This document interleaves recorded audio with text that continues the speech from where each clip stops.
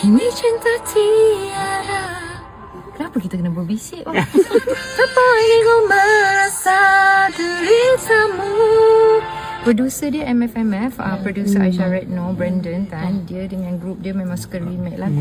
So dia ajak I, dia kata long time tak dengar lagu ni, jom saya masak. Okay, let's do it. Tapi kena buat suara ni. So you jumpa tu memang terus buat lah. Terus tu bagi versi tu. Tak apa lagi kau merasa. Dia suruh I buat Gen Z punya style. So I try lah macam, kenapa tak boleh guna chest voice? Dan kini kau tiada. Tak boleh Gen Z dengan Alpha, dia nak kita ini kau falsetto.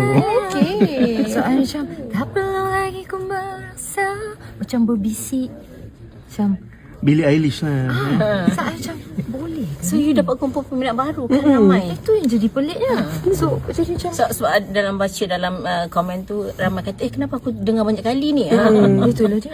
Masa buat dalam studio tahun 2001, macam nak mampus. Kita nak jaga pernafasan kan. Tak perlu lagi tekan lagi. Sekarang tak perlu lagi merasa derita. Kini kau tiba. So itu permulaan, itu penanda yang you kena banyak nak buat lagi ni. Buat lagu. Ingat kan, itu baru 30 saat nak habiskan lah. Masa dia akan buat lagu macam tak?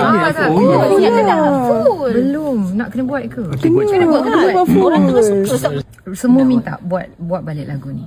So sebenarnya kita kena menunggu 10 tahun untuk satu rights untuk lagu, sesebuah lagu tu kan. So Positive Tone, EMI, bila dia dah past 10 years baru kita boleh buat lagi. So lagu tu masih hidup ya, walaupun satu-satunya lagu hit ya. Kita form 1 dah. Ya. Tapi itu yang menunjukkan sebenarnya it's not about quantity. It still comes down to bila kita tinggalkan legacy is quality. So yang berusia tu janganlah percaya usia tu menjadi satu petanda orang kata kita kena bersara. Tapi lagu ni tak pernah remake lagi kan kiranya. Tak pernah lagi ku remake lagu ini. Bila tu you nak buat full? Tak tahulah. Oh masih. Lepas promosi filem Tengah busy. MFM baca ke ni esok. Dia buat. dia kini kau tiada. Dia banyak Angin-angin gitu. CP. Macam CP cakap